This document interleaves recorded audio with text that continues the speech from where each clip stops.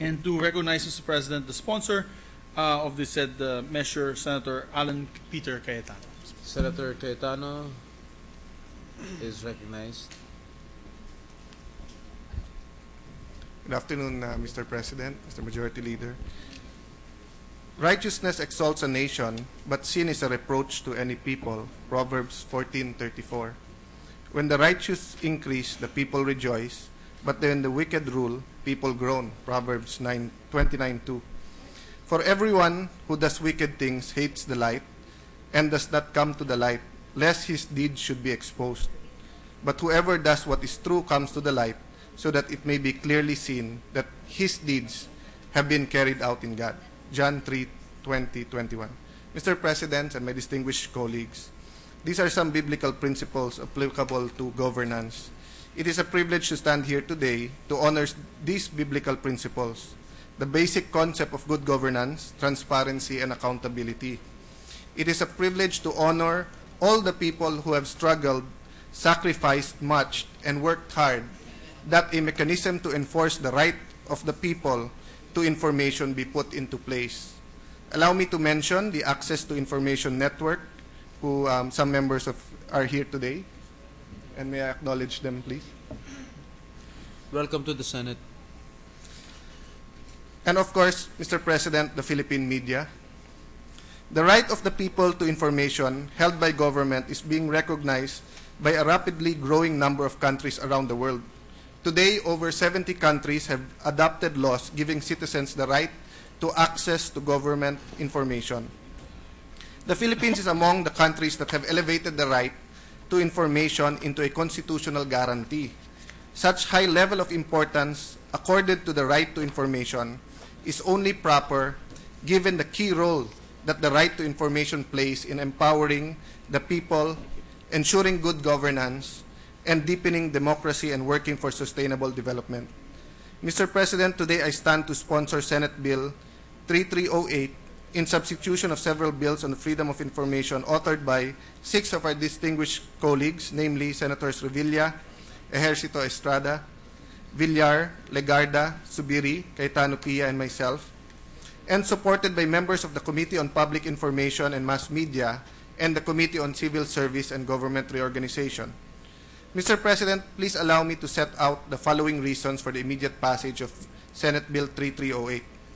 Mr. President, it must be emphasized that the freedom of information is a constitutional right, that it is at the heart of the informed citizenry and a transparent, accountable, and responsible government. The framers of the Constitution, cognizant of the necessity to ensure transparency and accountability in government, have included such right of the people under the declarations of principles and state policies. Under Section 28, Article 2 of the Bill of Rights, Mr.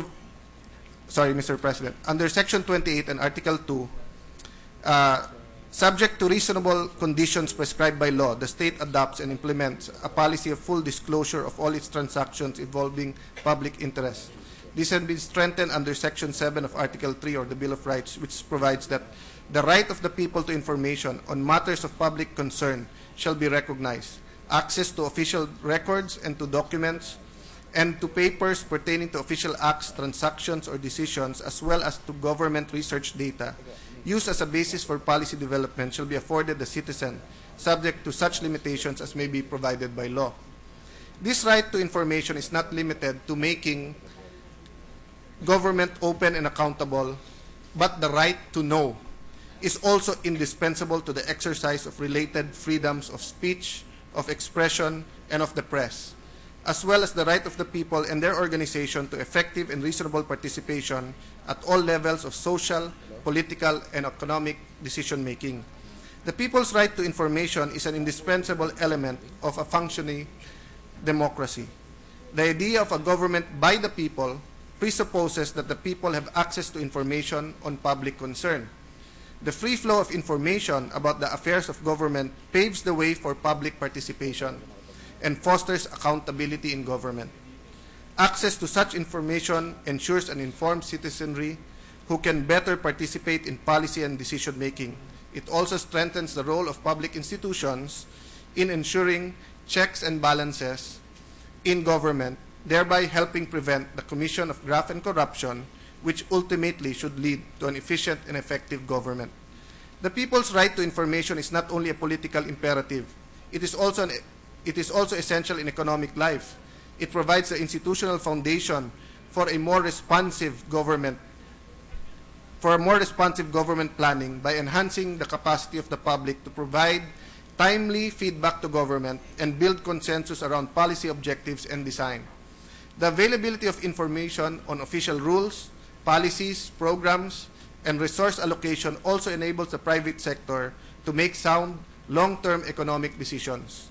Mr. President, my dear colleagues, Senate Bill number 3308 will provide the enabling law to the constitutional guarantee and mandate on the people's right to information. We have been paying a high price for the absence of such an enabling law. Corruption has been so rampant such that we have lost so much billions that should have been used to address our people's needs. We have lost so much money. In fact, a World Bank study revealed that for every 1 peso that the government collects, 40 centavos goes to corruption. It is therefore not surprising that our country's international standing on corruption has steadily worsened from 1999 to 2008. Transparency International Corruption Perception Survey placed the Philippines as the 54th least corrupt out of 99 countries. In 1999, 65th of 91 in 2001, 77th of 102 in 2002, 92nd of 133 in 2003. In 2004, the Philippines breached the 100 level and ranked 102 out of 146 countries. Then 121 of 163 in 2006. Then moved on to be 131st out of the 180 in 2007. And further deteriorated to 141 out of 141 out of 180 countries in 2008. Among Asian countries, our reputation appears unprecedented. The Political and Economic Risk Consultancy PERC survey found that the Philippines was the 5th most corrupt of 12 countries in 1998, 4th corrupt of 12 countries 2001 and 2004, 3rd most corrupt in 2005, and finally, number 1 most corrupt in 2007 and 2008 out of 13 Asian countries. Consistent. Consistent, Mr. President, but not worth a $20,000 dinner. Mr. President, a free flow of government information is a vital safeguard against corruption. Secrecy in government allows corruption to flourish. It provides a greater cover for any evidence in corruption. In contrast, transparency exposes the vested interests involved and leads to the identification of corrupt practices. Mr. President, it is for these reasons that the immediate passage of this bill is sought. The bill seeks to enable free access to official information by citizens based on the principle of maximum disclosure and open, accountable, and transparent government.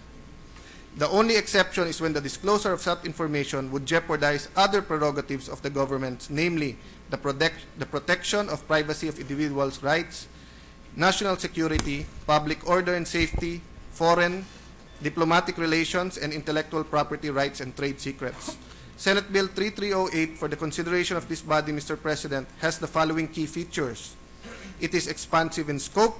It covers all possible government agencies, whether they are in the executive, legislative, or judicial branches of government, or are independent constitutional bodies. It covers all information made, received, or kept under the control and the custody of government agency, regardless of the form or format in which they are stored. It provides only a narrow list of clearly defined and reasonable exceptions. While the general rule is that all information in the hands of government must be accessible to the public, it may be in the public interest for government to keep secret certain information. For example, it is reasonable to withhold information on planned operation against known criminals because disclosure could alert the criminals and impair police operations. It provides an opportunity and right for citizens to override an exception whenever there is a greater public interest in the disclosure of such information. It provides clear, uniform, and speedy procedure for public access to information. It provides the mechanism for compulsory duty of the government agencies to disclose information on government transactions pursuant to Article 2, Section 28 of the Constitution. It provides adequate and accessible remedies in cases of denial of access to information. It provides clear criminal liabilities for violation of the right to information. It spells out numerous mechanisms for the active promotion of openness in government. Mr. President, distinguished colleagues, this legislation is long overdue. 22 years have passed since the ratification of the 1987 Constitution, and we have yet to discharge our constitutional and public duty of passing a comprehensive and workable access to information law. The result is the routine violation by government agencies of the people's right to information, harming not only the individual interests of the citizens, but the collective interests of Philippine society. The House of Representatives have already done its job when it approved its version on the bill of third reading as of May 12, 2008. It is now our turn to do our part. Mr. President, I respectfully call on each one of my colleagues to vote for the immediate passage of the Freedom of Information Act. Let us pave the way for broad and free access by citizens of information held by government. We need to make the bold move of passing a Freedom of Information Act now to empower Filipinos to participate even more effectively in the fight against corruption and in the struggle for better and more responsive government policies. Mr. President, we are not a corrupt people, yet corruption abounds. It is now the time to give our people another weapon to fight back, to fight the few who destroy the name of good public officials. We are stewards of a family, we are stewards of a rich country, we are family of a talented people, yet corruption has made us poor. We are like a sports team that has the best players and the best coaches, yet we always fail to get in the semifinals. There is always something that goes wrong, and corruption is always part of that thing that goes wrong. Nowadays, we are used to hearing public officials say, nasaan ang ebidensya mo? I'm talking about all types of people, all types of public officials, all types of agencies. The principals of the Taguig schools are here today because even them cannot get information on the special education fund or how much money is supposed to be going to their schools.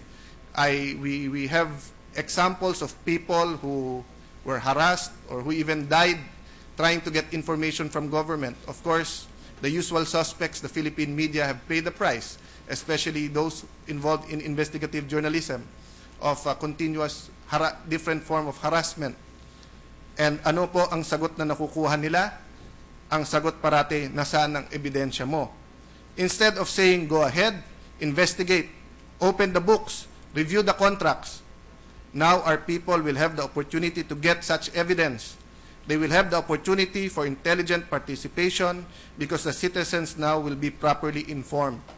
When this bill is passed into law, I ask our people to exercise their right and for our government to do its duty. As our very own distinguished constitutionalist commented during the Constitutional Convention, Father Bernas stated, I want to comment that Section 6 talks about the right of the people to information, and corresponding to every right is a duty. In this particular case, corresponding to this right of the people is precisely the duty of the state to make available whatever information may be needed that is of public concern. Section 6 is very broadly stated so that it covers anything that is of public concern. It would seem also that the advantage of Section 6 is that it challenges citizens to be active in seeking information rather than being dependent on what the state may release to them. Instead of relying on the infomercials that was exposed by Senator Miriam Defensor Santiago and relying on these officials to have their infomercials, the citizens can now go to these agencies and get the information they want. And better, for the types of contracts or types of information that are usually involved in controversies, it will be posted on the websites and easily accessible. Let the Freedom of Information Act be our significant and lasting contribution to true political and social reform in our country, to benefit our generation and the generations to come. Thank you, and God bless the Philippines. Thank you, Mr. President.